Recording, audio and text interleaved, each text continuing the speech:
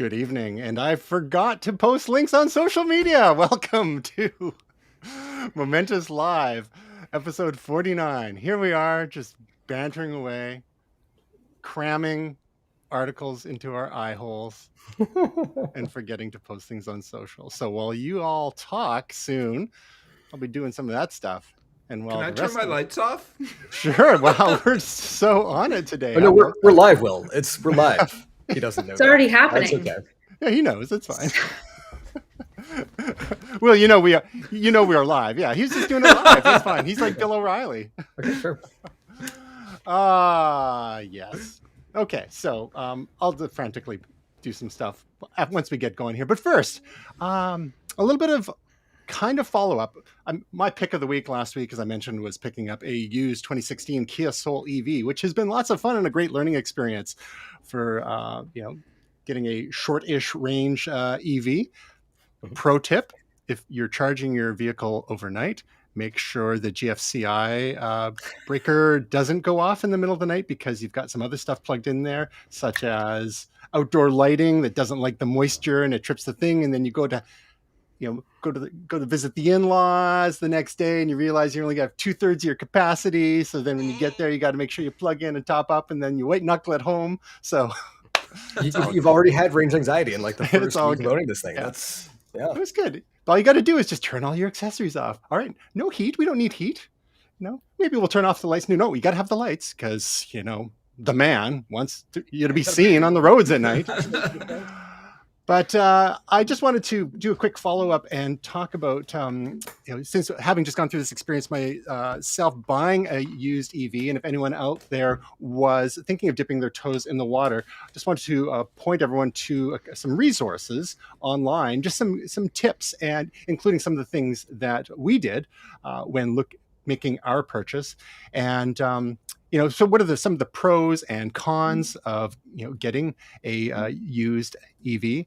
And so just very very quickly, and then we're going to talk about a couple of new EVs that are coming soon. So of course, the obvious benefits are way much cheaper to operate, way less maintenance. Ours, estimating about $125 Canadian per year for regular maintenance. It's mostly fluids, air cabin filters, stuff like that. It's kind of weird just like driving by gas stations and going, oh damn, look at the gas prices, and like, oh, not all that relevant to us anymore. We have another car. Actually, we have a couple other cars still. We got to get rid of one, and we still have my dad's car here too. It's like a used car lot in our front yard at the moment. That's what I'm saying. Exactly. So, but just like not having to really worry so much about those crazy gas prices. You come home and just top up, and it's literally pennies. So, then there's not the time. There's not the whole thing. Trying to figure out, I'm gonna, check out Gas Buddy and see when the gas is cheapest, and like drive around town trying to find the best prices. Not too far from Will, there's actually a corner with 2 gas stations, and they're some of the cheapest in town. Actually, not to dox Will too much there. And of course, there's the environmental aspects, the whole benefits of getting a used car rather than adding to demand for new vehicles. And then the other thing when you buy a used EV, if it's got a decent warranty to it, that like with the one that we got, the 2016 Kia Soul EV, 8-year battery warranty, and we still have almost 2 years left on it. So a lot of the automakers are kind of rewarding the early adopters for taking a chance on these vehicles. And if you drive it hard enough, get that state of health down low enough, next thing you know, you'll get a brand new battery that should extend the life of the vehicle by another 10 or 15 years, which is great. So I'll report back in a couple of years and see how that goes. Of course, drawbacks of getting a new car. It'd be like, and you've won a brand new battery. Yeah, it's just like going to the Apple store, right? And it's not worth it for them to replace the screen on your iPad or something. It's like, here's a new one. It's like, okay. Of course, some of the downsides, the availability of charging stations, especially if you don't have a Tesla. Of course, Tesla has poured so much money into their supercharger network, which is great and reassuring. All the others, there's Electrify America, Electrify Canada that we've talked about, and sometimes it's hard to know what the state of those chargers is in, and so on. Charging technology is still evolving. Battery technology is still evolving. So, of course, newer vehicles will have better batteries and longer range. So the one we've got, like I mentioned last week, 150-kilometer range in the summer, but 100 kilometers in the winter. Again, great for 95% of our driving, but if you want to be doing those road trips, newer vehicles will get you, 200, 300, 400 miles. So, looking 300, 400, 500, almost 600 kilometers in some cases, but you're paying new car prices for that. And then the other thing too is, like, if you're buying a new EV, even and a used EV, they both depreciate quicker than regular gas-powered vehicles, just because they are so new and the technology is changing so rapidly. So that's why I like the idea of getting a used one, because the bulk of the depreciation from the first few years has been absorbed by the previous owner. Also, in the show notes, I'm going to include some links on some of the things to make sure to check out when you're buying a used EV, such as taking it somewhere where they can check the state of health of the battery, finding out if the battery got replaced, what the warranty is. Of course, just when you're buying any used car, what the maintenance history is like on that particular vehicle. And and also making sure you're going in eyes wide open, unlike Nicole Kidman and Tom Cruise. You knowing exactly what kind of range you're looking for in a vehicle, so that you're not always anxious about it. People talk about range anxiety all the time. Getting the lay of the land in terms of EV chargers in your neighborhood, and not just banking on the fact that there may be more in the future. Like, there probably will be, but you're living in the real world, not the perfect world, right?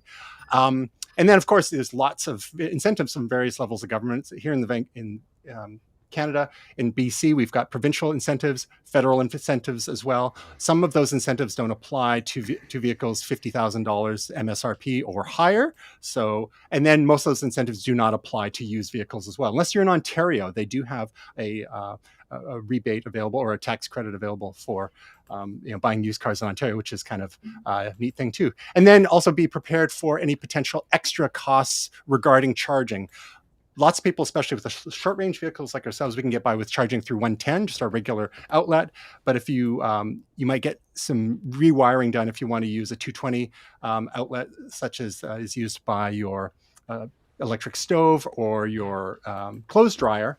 You could get some that wired into your carport or your garage. So there's some costs there. Or if you want to get a level 2 charger, you're looking at even more. So anywhere between 500, 600 up to a couple of $1,000s, depending on which way you go with the parts and the electrician's time and stuff like that. So just a few things there for everyone to bear in mind when shopping for a new, or especially a used EV. So just very quick before we get into some of the new EVs here, round robin. Will, how many years do you think it's going to be before you test the waters, either with a new or a used one? I'm very interested. Like, I think I've said this in the past that I'm very keen on an electric car. I just think that there needs to be a few more options out there for me. I mean, actually, we are thinking about maybe getting another car in the next couple years. My car is fairly old at this point. I think it's 16 or 17 years old. So it's trying to look at a new car. And sort of like you, Tristan, we already have another car. So having a second car that's more around the city is appealing to me. But I think I'm looking at the prices maybe coming down, or just a few more offerings in terms of different types of cars. So I know there's a lot of stuff that's already coming onto the market all the time, but and we talk a lot about it on this live stream. But yeah, no, I'm looking for a few more options. I mean, one thing for me is, I think I've said this before, I like BMWs, but I'm not a huge fan. It's either the $100,000 car or the thing that looks like something out of the Jetsons. So I know they're coming out with some hybrids and things like that. There's a Mini that's an electric car that I think is coming out that looks interesting as well. But yeah, so I think I'm just looking for a few more options, because most of the stuff you see around is Teslas or something like that. So Will, may I entice you with the thought of a Toyota? well, I'm interested. Because if they're on track, what they announced a couple years ago was that basically every single model that they have, every single vehicle model was going to be available in both hybrid and fully electric by 2025. Now, I don't know if they're going to hit the 2025 milestone on that, but they already pretty well, a lot of the SUVs and stuff already have hybrid models. So I think they're pretty close. So, you'll have options soon. Because I think for me, like, I'm with you in the next few years, I'll be upgrading, and I definitely want to I'll probably do a hybrid only because we do road trips to California to see my sister-in-law and stuff. And I've got to be able to make it, like, we have one place that we stop on the way and then you keep going. And there are chargers there, and there's the fast Tesla chargers there as well. But like, you need to have that range. So I might have to do hybrid in the meantime, unless there's a big jump, I think, in the mileage. I used to drive a hybrid about 10 years ago for work. When I worked at the Olympics, we had access to hybrid cars, or a hybrid fleet of cars. I drove up to Whistler a couple times in a minivan. I think it was like a Sienna or something that was like a hybrid. It was some sort of minivan, and I had a bunch of gear in the back. And the only thing I remember, and I'm sure that they've changed a lot since then, but I remember going up the hill and I could feel when the electric motor kicked in. And like, I just lost a ton of power. Like, it just like, it was like, I was like, oh man. So I've been scared off from hybrids because of that, but I'm sure they're better. This was like 2010 or 2009 or something like that. So it was a GM. Yeah, that's a little crazy, and maybe it's just the way that particular model was working, because in some cases with hybrids, they're not so much. I mean, in some cases to extend or to lengthen the fuel efficiency, but in some cases they're there to add power as well, not give you less power. A case in point was the BMW i8 that we got to test out at, was it 2014 CES? Yep. And sure, it was technically a hybrid, and we were excited for that reason, but it was there as an additive thing, not so much as a cost savings thing. It was ludicrous speed, yeah. Yeah. So I've got some dirt. You guys want some dirt? Dirt. Yes. Dirt. Well, before you give us the dirt, Okay. hold on and tell us your thoughts. What's your time horizon looking like? Because This is part of the dirt. Your vehicle is only a couple of years old. And Yes. I know that you've been like talking more about testing the EV waters a bit. So what's your time horizon? Are you looking full EV, hybrid, plug-in hybrid? I'm going full EV. Okay. Yeah, and so that's why I'm looking for a long range vehicle. But I mean, possibly with a little escape pod I was talking about last week. But like I said, we've been looking at the Rivian and having something that is capable of out into the mountains and back. If you are in a pinch, like we've got big solar panels, these things can supply enough juice. I don't see why that would be a terrible thing. I mean, it's not like it ever rains here in Vancouver, so it should be fine, right? And you just need to extend your stay for a week while those sort of solar panels try to charge up your battery. Right. Yeah. Sorry, it can't come in. Still stuck in the mountains. I'll be back in a week. Yeah. Or you get like You they can have drive those it wind here. up, or like they have those wind up radios and flashlights. Maybe you could. Right. See, Like, oh yeah, and like the play date, you could. I could actually plug them all in together and just Nice. yeah, it's good. Crank it.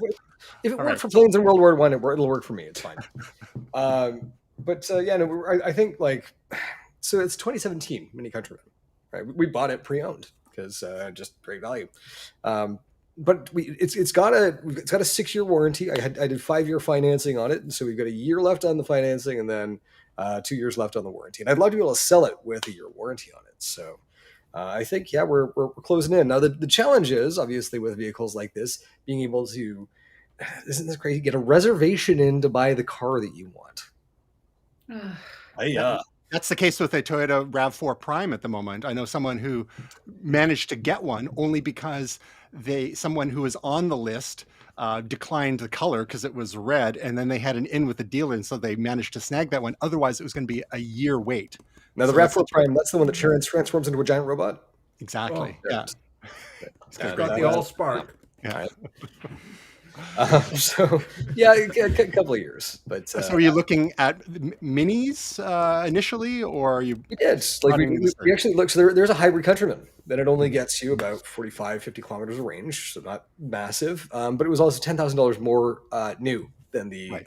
the ICE version. So stuck it out for now. And that's But the premium that we all have to wrap our minds around, right? Like even in the used market, we could have got a used regular Kia Soul, maybe for 3/4 of the price, but there's a certain point when you have the means that there are other reasons, whether whether environmental or otherwise, or like gas savings and whatnot, to spring for that, even though it might take you 10 years to break even on the gas. well, So this the Mini you're looking at, that 45 kilometers, so it's a plug-in hybrid.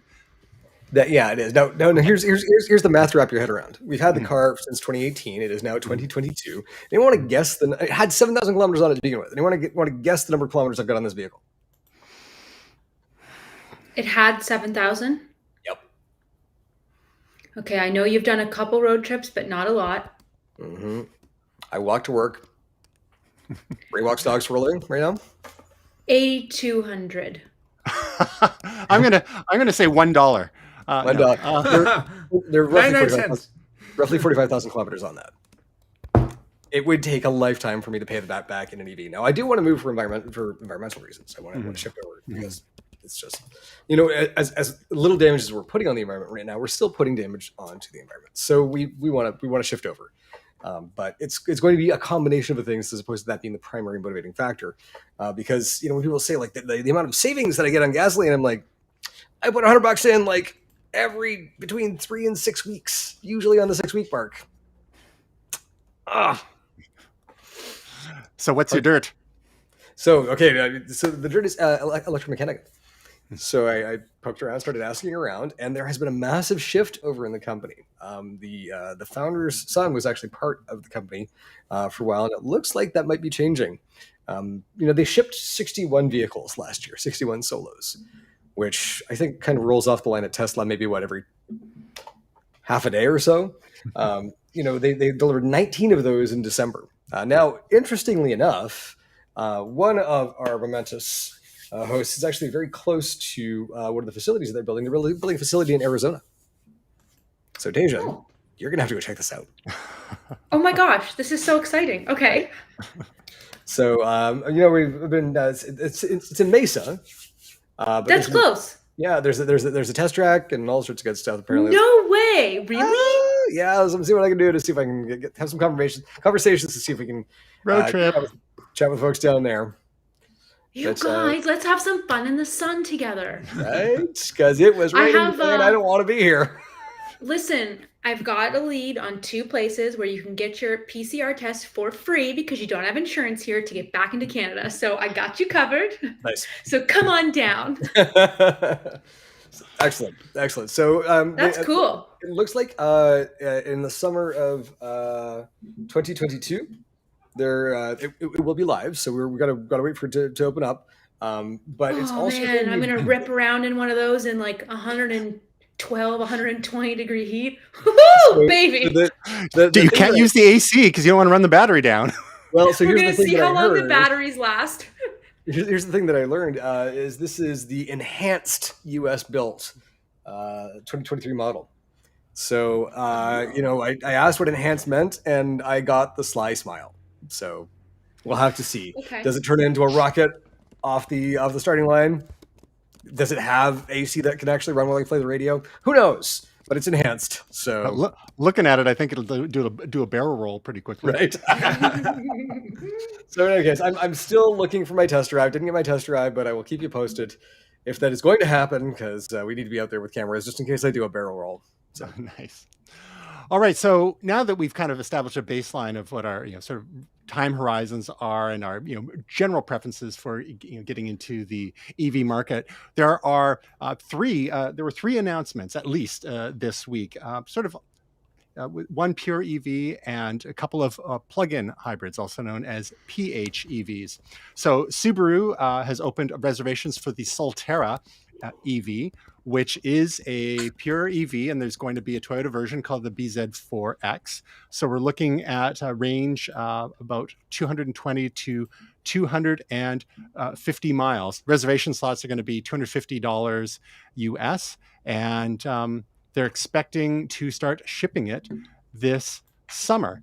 And so just to show you a couple of quick photos of this fella here, and looks like, you know, a Subaru, you know, just like, you know, a lot of the you know, some EVs like make a point of being very different looking, whereas some look familiar, but with some styling cues. A lot of those have to do with the grill. Some of it's like sealing off the grill because they don't need the same kind of air cooling. Some cooling is required for batteries when it's hot, just like some warming is required for batteries when it's cold. But, you know, they got a two-tone upholstery color scheme. I'm not sure I'm really hot on the brown interior, but you know, maybe that's an option.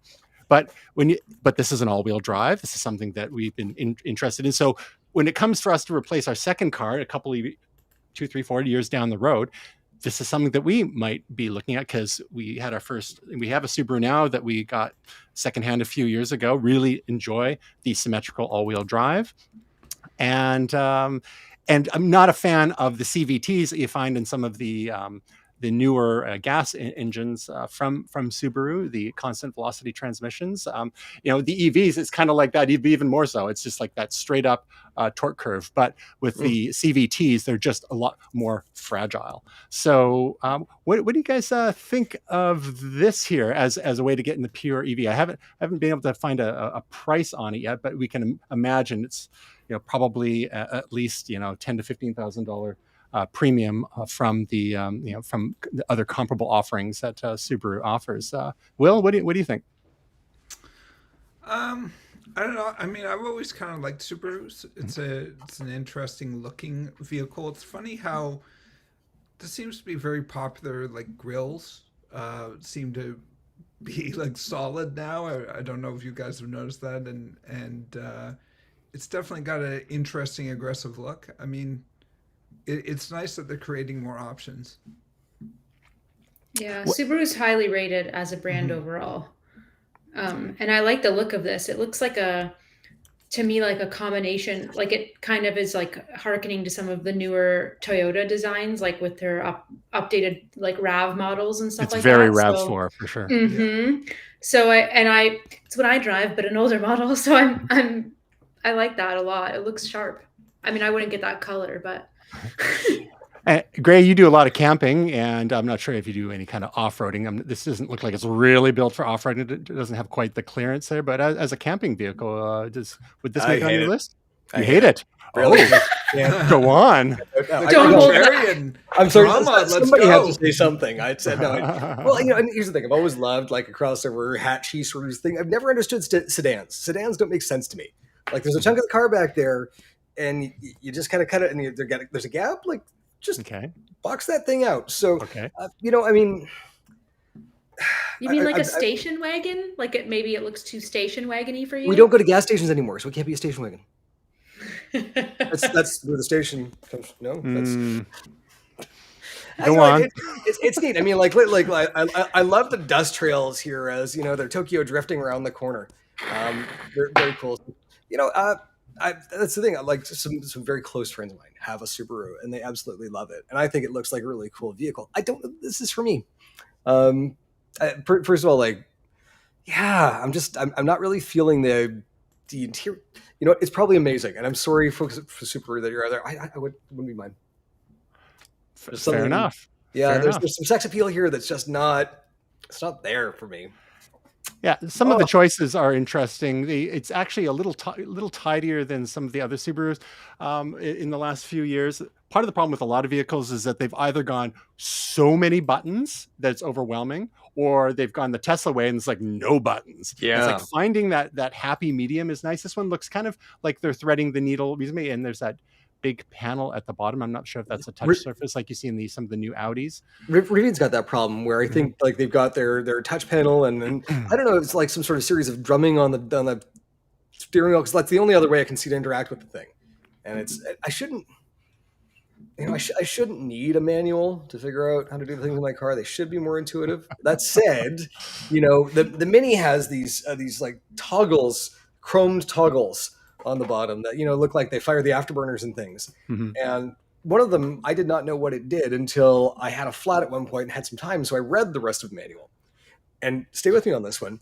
You drop it down into drive. You pop it over into the semi-manual shifting that you can do with the clutchless manual shifting, and then you hit this button, and it turns dynamic traction control off, so that when you're in mud or snow, you actually have more manual traction control. And it's an amazing mode. I've used it so many times since then, Mhm. but it just feels like there's like this secret series of knocks, like 1, 2, 3, click, click, click, and now it does it. Why is there not just a button that goes? Mhm. That's where I need to be. Well, that's one of the nice things about some of the traditional symmetrical all-wheel drive in the Subarus is that all four wheels are engaged all the time, and you always feel planted. You can take corners, decent speed when it's wet or gravelly, whatever. The traction control's there, and ours is 14 years old, and it drives amazingly well. It's a little sedan compared to, as opposed to this crossover that we're looking at here. The only knock on full-time all-wheel drive is the gas mileage, or EV mileage, as the case may be. So having vehicles where you have that option, like a traditional four-wheel drive, where you can drive in two-wheel drive and then switch it over to all-wheel drive when you need it, is nice to have for sure. So another vehicle that is a plug-in hybrid that is somewhat similar in look and feel. We spoke a bit more at length about Kia last week, when again talking about the used purchase that we made. But the Kia Sportage, which is one of their endless number of crossovers they seem to have, the fifth generation debuted last year, and they have a hybrid variant. But now they've got a plug-in hybrid for the 2023 year that'll be coming out this fall. 177 horsepower. 1.6 liter turbocharged four-cylinder engine plus a 67 kilowatt electric motor working in tandem. So it's interesting. It's a little different than other plug-in hybrids where the gas engine simply serves as a generator to charge the battery. It looks like this one is more closely linked in to the drivetrain, again, which adds to the complexity. But you maybe get a little bit more power. What do you guys think of the look of this one, and or some of the features they've got there? Again, when you've got the gas motor as well, you get more range, and the range here, I had it a moment ago, and now 32 miles. 32 miles on the battery. So if you just want to go full on battery power, it's 32 miles, and I imagine you could probably go, another 300 miles at least with the gas motor, depending on how big the gas tank is. Maybe we'll do a real time follow up on that. So, sticking with you, Gray, just to before we go back around the horn, this one, they're not. There's no dust trails here. This one looks like a little bit more, maybe city oriented, even though they have some beauty shots out on the mountaintops. This one I actually do dislike the like of, actually. Okay, and so you actively dislike the the headlights kind of look like it's squinting at you. Mm-hmm. It doesn't really seem like there's a whole lot of sex appeal here. It looks like a minivan that's trying to be an SUV and failing. So sorry, Kia. That's my mom loved her Sorento. Best I can do. There's something about these colors too. It's interesting. They almost look like flat, or I don't know how to describe them. You see a lot of cars with these sort of grayish, unreflective. I don't know what it is. It doesn't look like metal. It almost looks like plastic sheeting or something. To make it look like a home spray can paint job. That seems to be the trend. And you see some people do this on purpose to make their cars stand out. It's like, really? This is rattle can gray. Yeah, it's not a terrific look to my mind. But Will, if you had to choose between this one, or the Subaru, any thoughts there? Because this is a plug-in hybrid which has that gas option versus the pure electric of the Kia. Yeah, I mean of the Subaru better myself. So going on. All right. How about you, Tasia? Same. Yeah. Yeah, I agree with Gray. It's the headlights for me that are just throwing me off a little bit.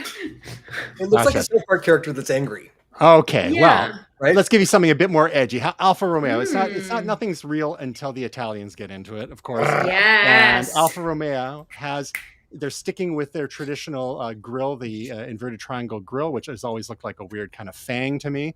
It works better on some of their models than others, but they've got the Tonale, which is a smaller than the Stelvio SUV, but you can see this, it looks even slightly smaller than the other two that we just talked about. Is another crossover, but this is a plug-in hybrid with a 4-cylinder engine with 180 horsepower, and you got the electric motor contributing another 120 horsepower.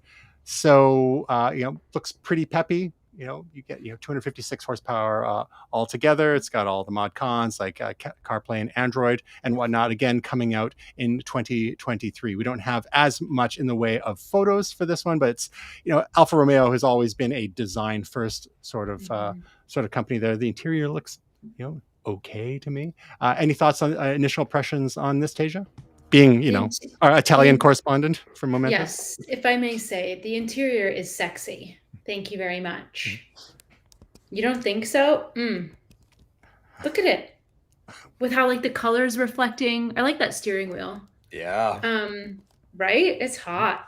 I have to admit, I have a soft spot for Alfa Romeos in general. Again, their body styles can be hit and miss because they're very opinionated designs, for sure.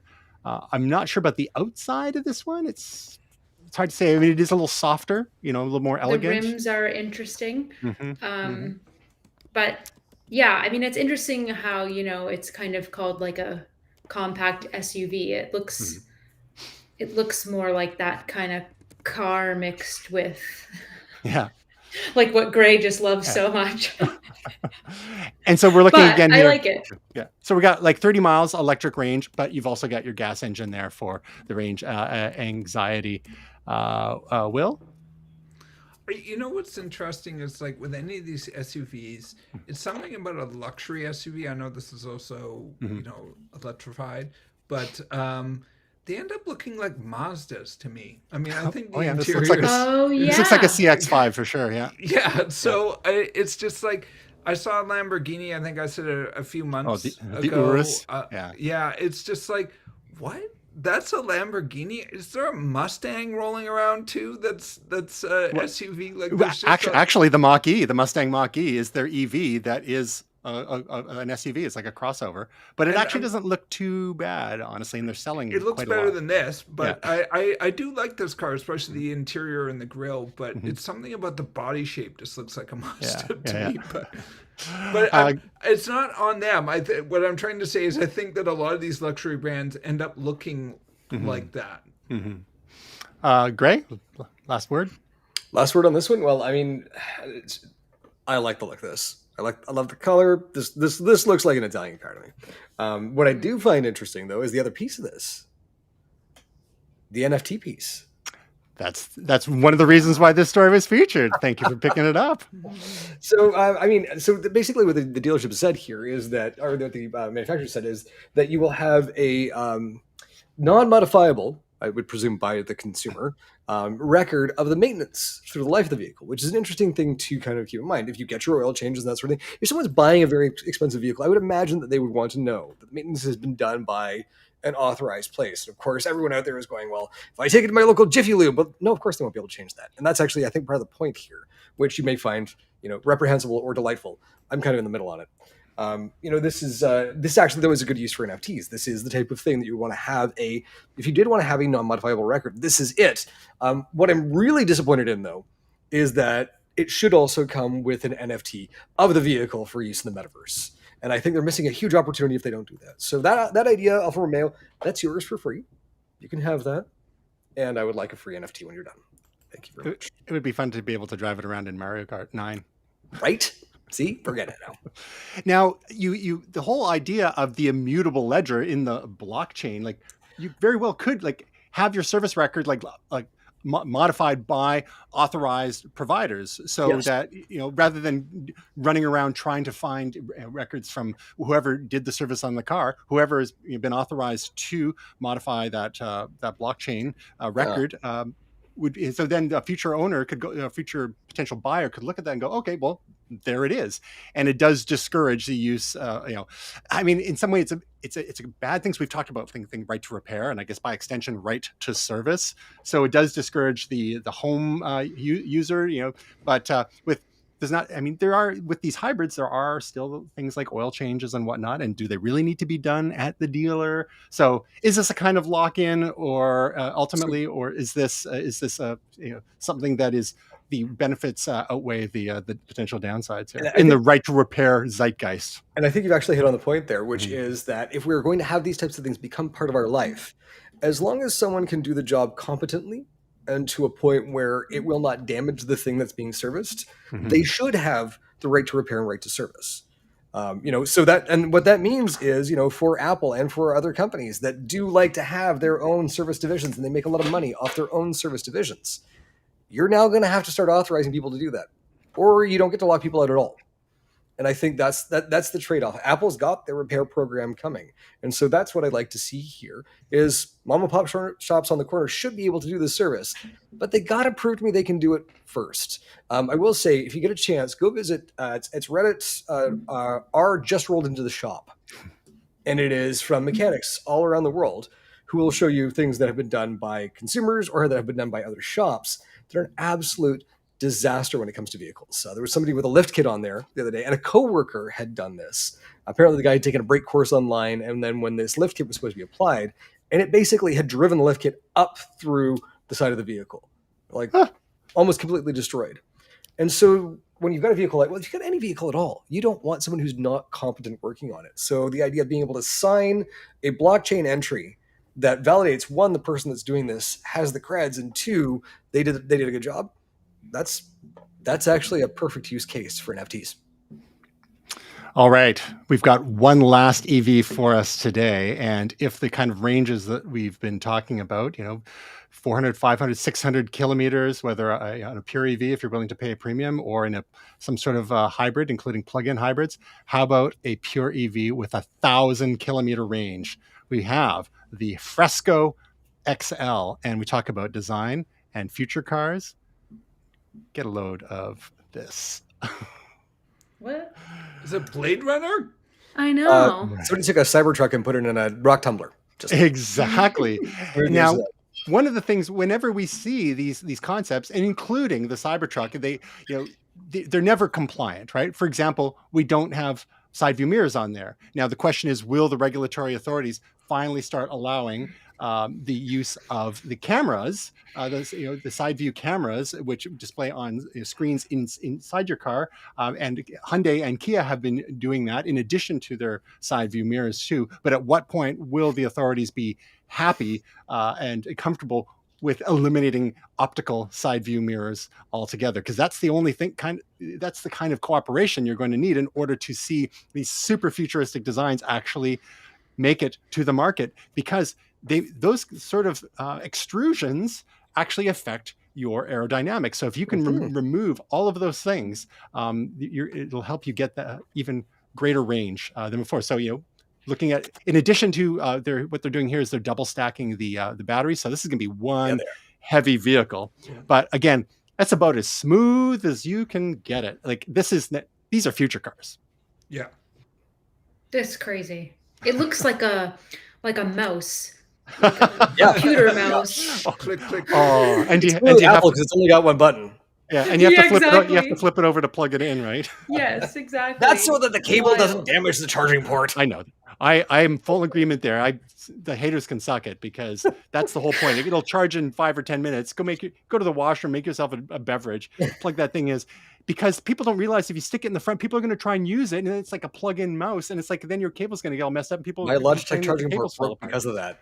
Yeah, I had a rechargeable mouse a million years ago, and I fell into that very thing. It's like, I'll just leave this plugged in. It's like, no. And Johnny Ive would not have wanted it that way. So even though he's not there anymore, his legacy lives on in the his spirit haunts the halls. Exactly. So yes. So Will, does this scratch your design itch here? It's a little bit too minimal for me. It kind of looks like RoboCop or a mouse or a toy or something. Yeah, I don't love it, something this clean. I'm not a big fan of minimal design.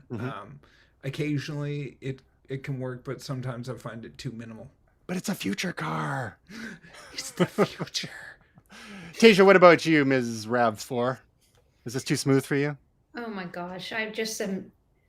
I don't. First of all, I'm very short, so I don't think I would be like. I'd feel like me hiking my seat up would just might be my head slammed against that windshield.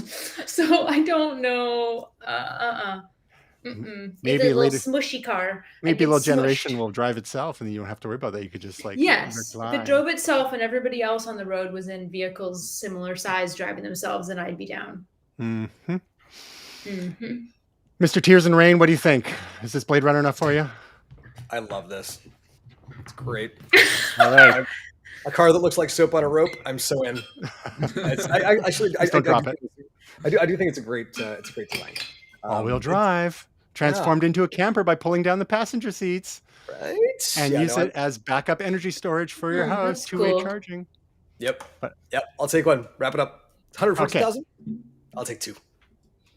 I like it. Sounds good. I think that is like the most future of the future cars we've seen for a while, and that's like, you know, it's almost like if Apple was to do a car, you kind of think that's what it would look like, but now they got beaten to the punch. Yep. That's if mind they're ever melting. gonna do it. Mind melting. Womentus is that's what that is. Momentous. Whoa. Okay, back to some regular sort of tech news, and we're going to hold Tasia personally accountable for this stuff. Uh-oh. So It's not my tho- doing. those who have been following along with the various Android updates from Google have been having mixed results. Those with the Pixel 6 and Pixel 6 Pro phones have been having some mixed results with the updates over the last few months. One update would make things better, then another update would introduce a bunch of bugs, and it would go back and forth. So again, January update seemed to go okay.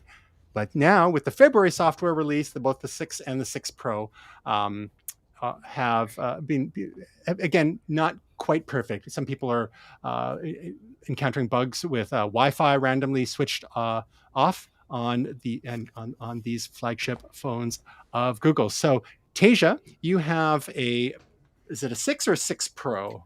A 6 Pro. Mm-hmm. I did the February update, and there were a couple separate updates to actually do. I'm sorry, I did the January update. Mm-hmm. There were a couple separate ones to do. They had an update just to the camera itself, and then they've got like the overall software update. And I did not do the February one.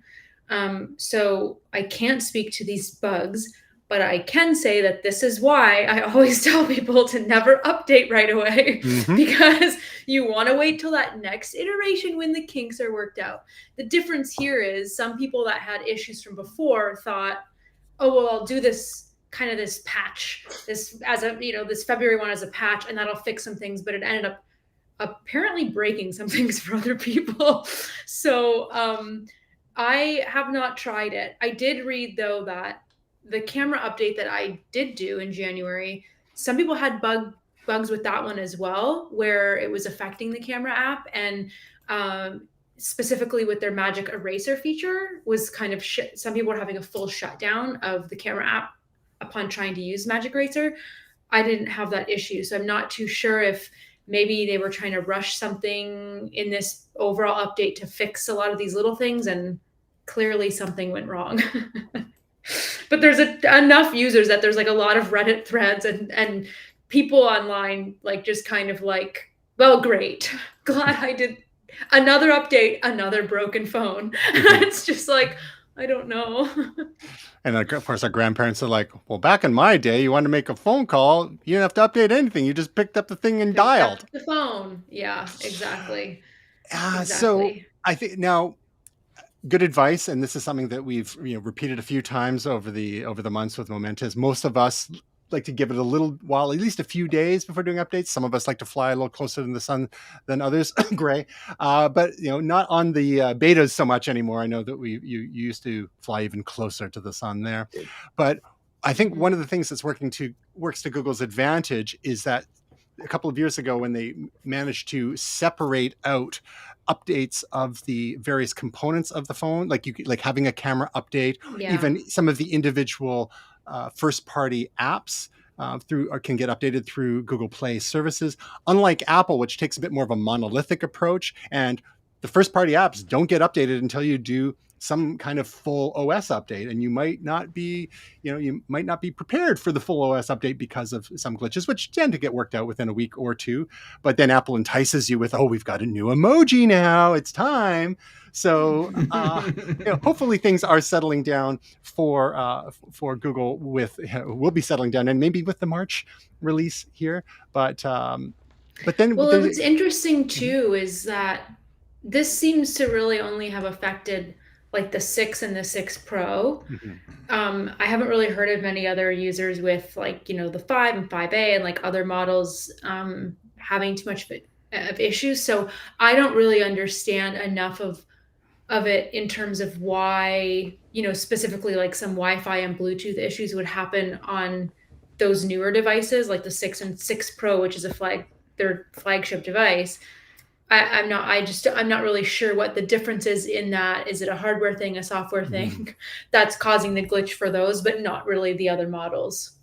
And let alone the other Android vendors out there like Samsung and OnePlus, ZTE, and the like, because they have all their own certification processes they go through, and then sometimes even the carriers have their own certification process before Android updates make it out there. So that's why sometimes it can be months before you get the latest and greatest on your Android device, which it kind of ties into a larger issue, because there's another story that came out in this week, how that Google is ending support for the Google Pixel 3, which is only, I believe, 3.5 years old.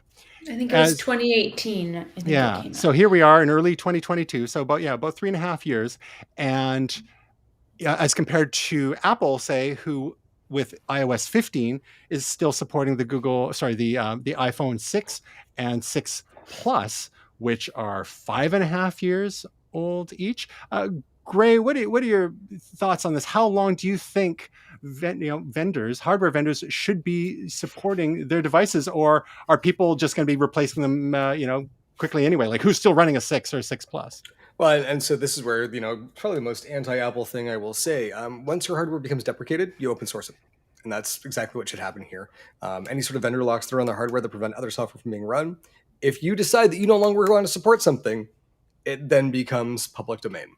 And so either keep it running as long as there are units out there, which probably sucks for you to do, or let it go. And I think what this does is it motivates manufacturers to actually give us a reason to upgrade. Don't just give us a few software features or a small additional piece of hardware. You're going to actually have to try harder if you want us to keep buying your product. That to me is really the only answer here. There's nothing that I look at in the entire pantheon of technology that I have around this house that if it were not compatible with things that I would throw away. There's always a way to use this stuff. There's always someone down the line that can use it. And I think it's absolutely reprehensible that software is the reason why we no longer want to use something. There's always somewhere to recycle it. There's always somebody down the line. We're starting to see there's a Kickstarter right now for reusing old iPhones and iPads as brain units for open source smart home systems. So there is no arbitrary time that these things should go away. I'll give you one last example here, actually back in the automotive world. I think I mentioned last week. My friend John was looking for an ECM for his car, as an engine control module. Managed to find one, but it was a reconditioned one. The only problem with it? You have to get it reprogrammed. You have to have a mobile programmer. So once again, locked out by software. This is the type of thing, right to repair absolutely is important. We do need to have some safeguards in there to protect people, but these things should not be taken out of anyone's hands because the manufacturer no longer wants to tend to it. You don't want to tend to it, set it free. So I guess the question, some of the details in there is that simply because a manufacturer stops releasing OS updates for a phone doesn't mean it stops working. Right? So for example, I've got an iPhone 6 Plus, which works great as a backup phone. Most of the basic functions still work. Some of the newest app updates, don't work for it, but for maybe 80% of what I want to do again as a backup phone, because it is 6.5 years old, works just fine. Like how how long should they have to be doing updates for that, given, and then the 6S and the 6S Plus, 5.5 years. Why can Apple do 5.5 5 and probably almost 6 years, but whereas Google's only like 3.5 years so far? Like, because they care. Okay. Well, and this is it, and this is kind of the fascinating thing that I found about Google, because Google is an advertising company that decided that they wanted to make a phone operating system so they could sell ads on the phone operating system. And then they decided they want to make phones, and they wanted to make TV bits, and they wanted to make smart home, and they wanted cameras. And it's always felt like pinball over on that side. I mean, no disrespect to my friends over at Google. You guys, you do your thing. But Apple has intention, right? They look at a problem, and what they're talking about in their boardrooms right now are the things that we are going to want 2 years from now, 5 years from now, 10 years from now. We don't even know what we're going to want yet, because they're skating to where the puck is. Whereas with Google, it's always felt just a little bit reactionary. Google did a remarkably good job and led the way in something that I found was very impressive, and it was a software thing, and it was their Night Shot. So one of those few times where they had just rocketed past where Apple was, because the Night Shot, I can't remember which Pixel it came out on. When it first came out on it was gorgeous, and it's the first time I've actually kind of been envious of an Android phone. Just like, son of a bitch. Well, it's really good. I'm not moving, and so not too long after, Apple rolled out their Night Shot, and it's a somewhat similar implementation, but looking in very different ways and different software stacks. And it's got down to the point now where people prefer how Samsung photos look and how Google photos look and how Apple photos look. And Apple answered that this year with the iPhone 13 and iOS 15, being able to set how pictures are default taken with your phone. Just a weird, interesting thing. But that's the thing, is Google, they do good software. And I say good, not great, but sometimes it's very, very impressive. But you can see the lack of coordination and the lack of intention. And so why is it only 3 years? Because I think it's just too much for them to handle. There should be a team that's dedicated to this, and there isn't. When I say don't care, I don't mean that in a cruel way. It's just that it's not important enough for them, which I think is tragic, because I think it is for Apple. Well, it's not like Google spending cycles like maintaining Google Reader or anything. Never forget. They're busy making up new messaging platforms. Sorry. It's actually messaging platforms is sort of this is the interesting space right now, right? Because obviously Android users have felt locked out of iMessage, and so implementing some of these smart message processing things right now on iPhones, we get the so and so liked the picture as opposed to the little heart emoji.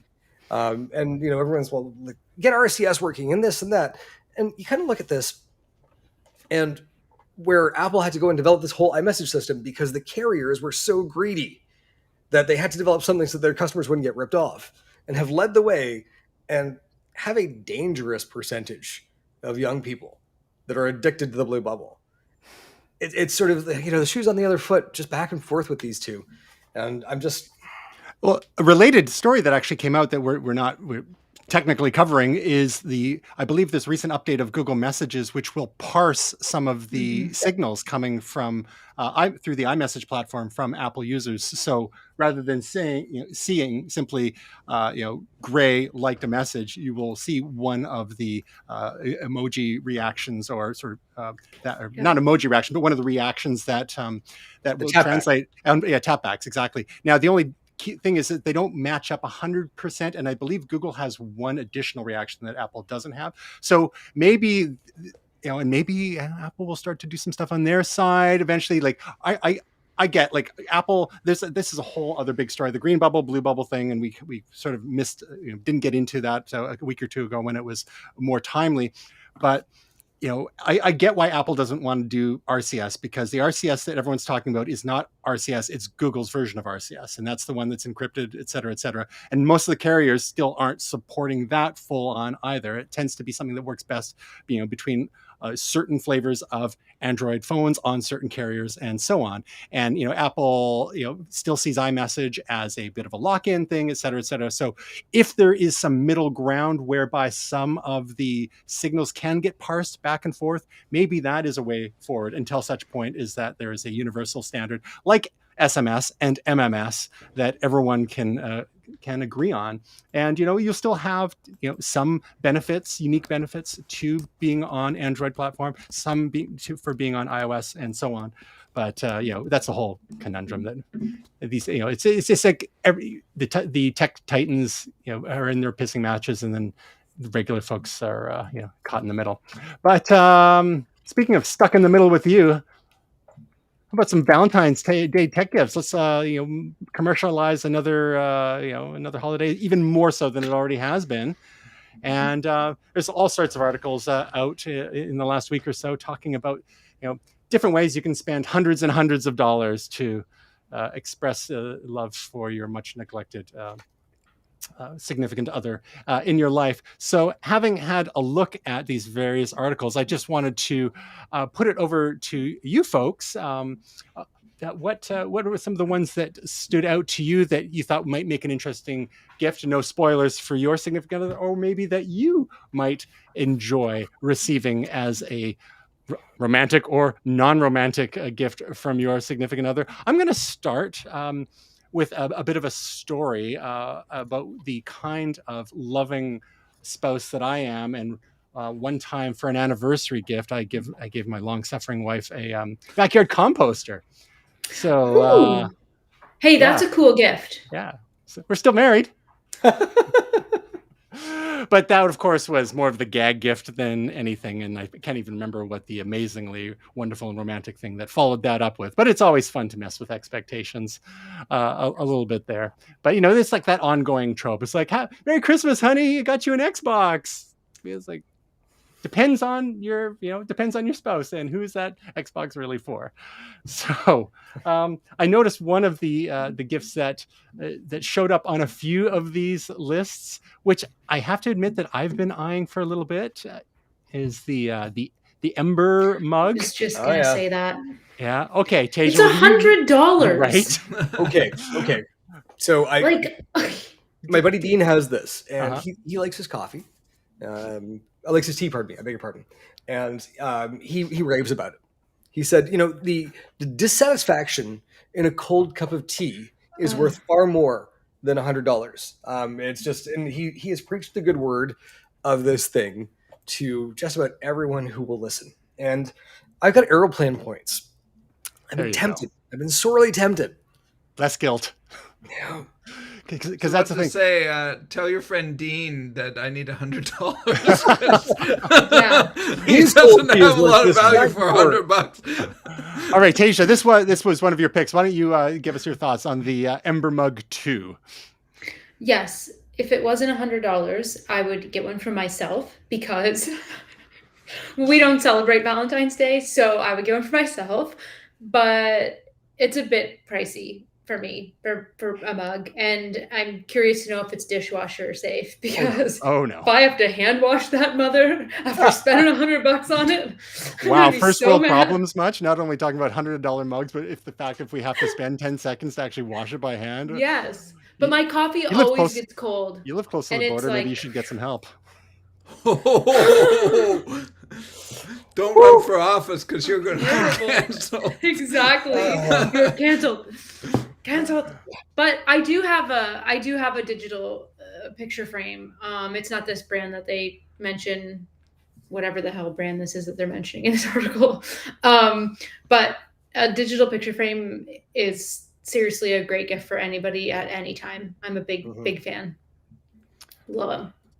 So one in this one article is the Nix Play digital picture frame, and digital picture frames have been around for probably 15 years or so, and some of the old ones were not very good looking, but it was something you could put an SD card in the side and play a slideshow of selected things. So of course the screen quality is really improved on this. The size has got a bit bigger. The prices have come down. So especially if you, I think a connected one, if you have like I think it'd be great for parents or grandparents as well. Get some of the family photos on there, especially if there's kids and grandkids. It's always a nice touch for sure. Will through these number of articles that we've been sharing around, any particular gifts jump out to you? Something you might want to give or receive? Well, I mean, some of the stuff is just too cheesy for words, like the dual charger with the heart in the middle and stuff like that. But I think one of the ones that caught my eye was this is more for me, is the retro shoebox player, the USB retro shoebox player. Just a few items above that overly sappy hard charger. The QFX Retro 39 shoebox tape. Oh, that one. Gotcha. Yeah, recorder with USB player.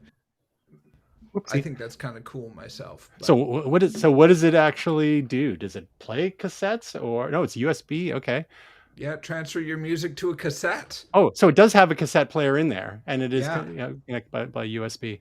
Now, my only concern with things like this is that so many modern cassette tape mechanisms are crappy. Like most of them feature actually the same guts, and they're used all over the world in all sorts of devices, and there's not much to choose from. And they're mostly plastic components inside, and they're not like they were even 10 years ago, let alone like 20 years ago, 30 years ago in the heyday of compact cassettes. But I got to admit, it is pretty cool. And I like the big red record button. That's a nice touch. It makes it look like a Leica. This made me actually, now that we're talking about cassettes, you probably... Here we go. Brew some coffee. Get your Ember Mug. That it's a bit of a rage to, for indie artists to release their album on cassette now. I actually know an indie artist who just released their album on mini disc as a retro thing. Oh, wow. So I thought that was kind of cool. D Styles, who's a famous scratch DJ, did a bunch on tape, and then for fun he just released like a 25 unit run of mini discs. So I thought that was kind of cool. But awesome. Gray, what jumped out at you from the selection? So actually, I sat down and I talked to Ray, and I was like, "Hey, like out of all of these things, if I were to get you one of them, and she said, I don't want one of them. I'm like, well, how many ships do I want? I want none of them. No more stuff. No more stuff is what I've been told. So now, but not all of them were actually stuff. Some of them were things like subscriptions, for example. Okay. My digital life is just as clogged as my physical life. We've got Apple One. We're fine. Gotcha. Now, what about you? So that's her. Now, what about you? Because I want all of them naturally. This is the conflict that we're getting each other for Valentine's Day. Okay. Am I going to decide for you then? Yeah. Okay. You know what? Why don't you? Lego Botanical Collection. This showed up on a number of the lists. My gosh! If you're the type of person that has trouble keeping plants alive, there you go. You can build your own Lego plants, and they're really cute though from far away. Yeah, they're great. Yeah, people say that about me. And then they focus. Also, people have stepped on. Yeah. Oh, then they zoom in. You can get bird of paradise, bonsai tree, and flower bouquet. Okay, you say that. I've actually, and I have no idea where the inclination for this came from, but over the last little while, I've been having dreams about owning a bonsai tree. I haven't had one since I was a kid. I think it's still alive. Okay, he's got to get the bonsai. Yeah. This is what it was, Gray. Yep. There it is. You were like manifesting this. It's Lego prophetic bonsai. or possibly pathetic. I'm not sure. They sound similar. It's one or the other. Well, to keep it alive, no, even that one died. We can't talk about bonsai without bringing up the 15, 20-year-old pseudo meme of bonsai kittens that was going around, and people were outraged, but it was largely fake. No, those folks have gone on to protest vaccines now. It's a whole loop. Mostly Photoshop work. Oh my gosh. Mostly. Oh, they're so cute. It was early internet outrage with the bonsai kittens. Remember when life was so simple? I think the cat heard bonsai kittens and just came up and was like, I want to see. I'm getting the dirty life from down here. So rounding out our quasi holiday Valentine's theme, some folks, even if they're not showering each other with gifts or even affection, why not stare at a screen together and choose an appropriate Valentine's movie? Or even an anti-Valentine's, anti-romantic movie if you see fit. So there's again a number of articles, lots of digital ink's been spilled on this very topic. So Tasia, starting with you, do you have a favorite romantic flick that you like to go to, either from this list or otherwise? So I'm actually going to pick one from this list that I haven't seen yet, but I want to see. Okay. And it's that one. It's Palm Springs. Good choice. Because I feel like Brett would also he also wants to watch that. And we rarely agree on things we would like to watch. So happy Valentine's Day. That's a good choice. It was like Edge of Tomorrow meets the Destination Wedding. Has anyone? I've heard really good things about it. So. Okay. Have y'all seen Destination Wedding? No. With Keanu Reeves and Winona Ryder? No. That came out a year or two ago. It's kind of fun. It's sort of like a Gen X's dream come true, two Gen X icons together, and there's a lot of talking. It's interesting. They're the only two characters in the entire movie that talk. Oh, yeah, that's there's cool. A lot of back and forth. Where is it? Is it streaming? It's somewhere. I think it might be on Prime. Destination Wedding. Yeah, okay. Check that out. How about you, Will? Well, I'm gonna go a bit off the reservation in terms of romantic movies. Speaking of canceled, yeah, that's what I was gonna say. You can say that. You know what? You can say whatever you want, but yeah, there'll just be consequences. Yeah. Well, you can have like a reservation. It's okay. For a restaurant. You're supposed to get exactly. Exactly. That's quite all right. So I'm not a big fan of romantic movies in general. So my picks are going to be somewhat unconventional. Don't say Real Steel. Don't say Real Steel. Oh, jeez. Real Steel. I love that movie. No, honestly, Real Steel. Talking robots. Yeah, just what is my biggest guilty pleasure. But besides that, I'm gonna. This is a bit of a weird one. Cloverfield, the original Cloverfield. Love it, but what? He's desperately trying to find the girl at the end of it, and in that same vein, the other one, completely a wild card here, is Fight Club. I love the ending of that because he's a spoiler alert for Fight Club, which is like a 20-year-old movie. At the end, some buildings blow up. His organization has taken down the city, and he goes to Helen Bonham Carter and says, Ed Norton says, "You've met me at a very interesting point in my life." And so that's somewhat of a love story at the end of it as well. And apparently, if you watch it in China, the end is very different. Really? They have a little postscript that the perpetrators were arrested for their crimes and were doing hard time. No joke. Oh. So interesting pick. So Cloverfield, that's great if you want to, especially if you see it on a gigantic screen and you want to make your date nauseous, because one of the early examples of shaky cam. But I really enjoyed that movie, and even the follow-ups, the very loosely related 10 Cloverfield Lane and Cloverfield Paradox were, quite different but interesting in their own rights. But of those three, maybe the first one is the best date movie? ? Neat choice, Gray. What about you? There's a movie that we watch every year on Valentine's Day, something that's just really gets inside you, touches the heart, and just kind of explodes outwards, and that's Alien. So funny, I was actually thinking about that earlier today when I was just thinking about this segment, because like Alien is one of Stephanie's and my favorite movies as well. Right? Strong female lead, right? Great dialogue, wonderful special effects. Lots of weird psychosexual dynamics. Geiger. Yeah. Men's fear of. Yep, that alien does look like a penetration.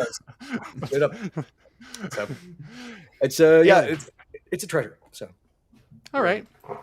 I'm gonna say my pick might be a little bit more traditional, and you can never go wrong with The Princess Bride. Yes. Based on William Golding. Yes, and it never gets old. Like, we've seen it multiple times, and both Stephanie and I enjoy that. So if we were to break one out for Valentine's. It may very well be that. So some of the others very quickly for those watching at home. Mom, Dad, hi. Thank you for tuning in. So Princess Bride is mentioned, of course. Shape of Water. If you're get out of here. Yeah, I know. I didn't like If Shape you're of Water. if you're an ichthyophile, sure. Splash, Age of Adeline. I've never seen it, but it sounds intriguing. Having read the description, Blake Lively. 2015, Palm Springs. We talked about with what's his face? Love and Monsters. We watched not long after it came out. Not great, but not bad. Map of Tiny Perfect Things. Anyone seen this? No. No? All right. So that's some one I never thought of as a romantic movie, The Mummy with Boris Karloff, 1932. Going way back. Wow. Practical Magic with Sandra Bullock. It feels, very 90s. Okay. And what else? Oh, Muppets Take Manhattan. Sure, That's friend of the show. This list is so odd.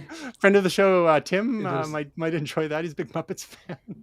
You guys know what's missing from this list, right? Like one of the greatest comedies, like romantic comedies. Real Steel.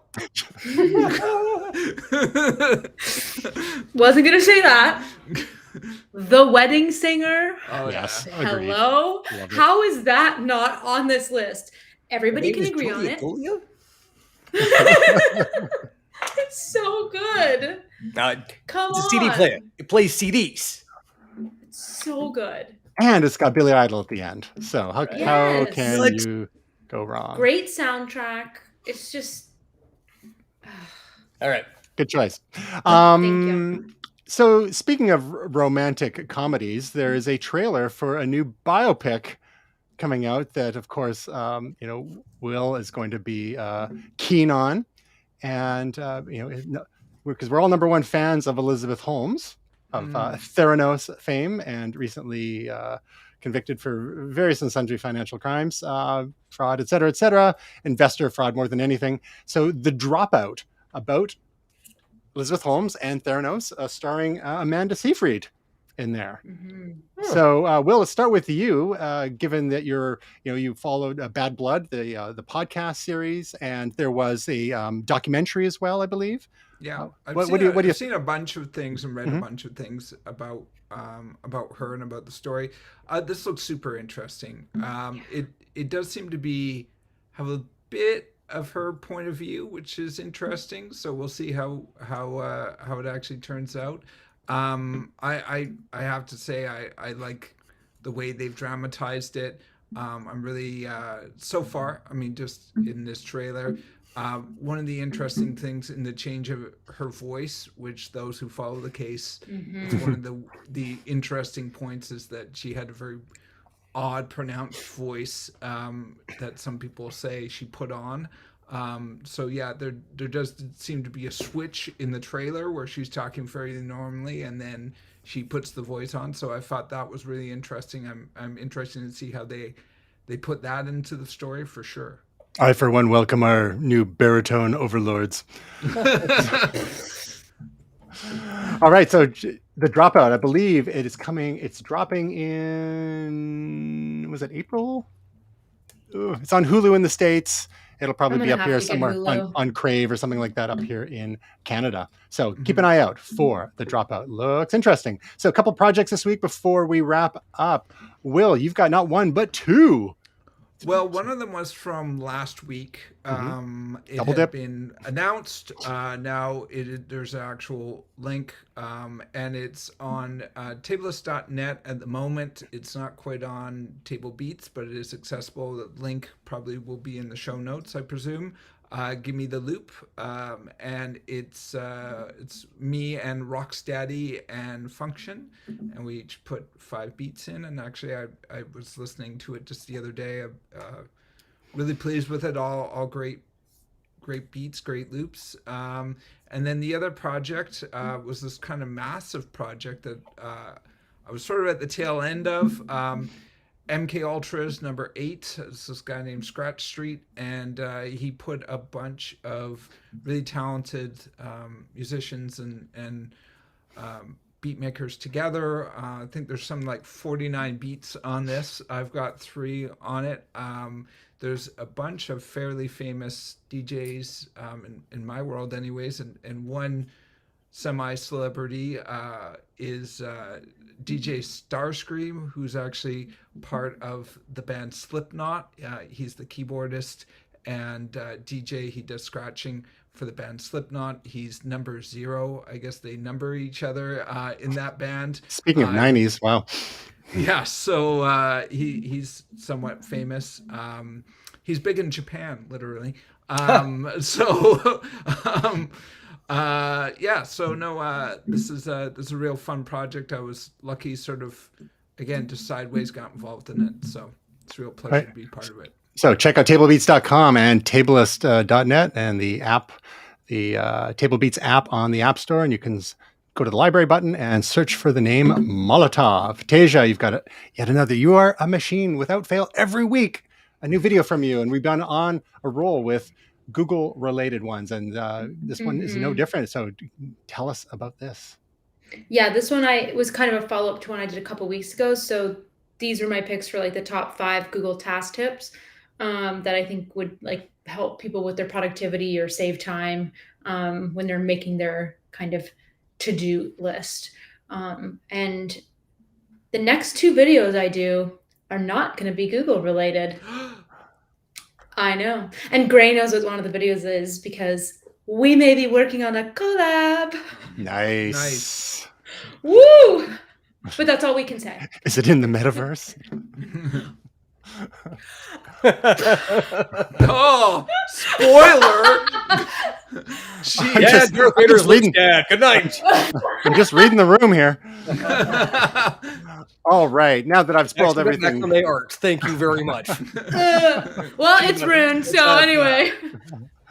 Gray, you didn't add any links, anything to report? I totally did add links. What? 5 minutes I did. ago. Jesus, come on. I'm deeply wounded. When there's you got to do it before showtime. Come on. Yeah, there's one for Peacemaker, which is my show for the week. We'll talk about it. No, we're not. We're doing. We'll save it for next week. It's your project. Any projects? Project. Yeah, Any project. digital marketing.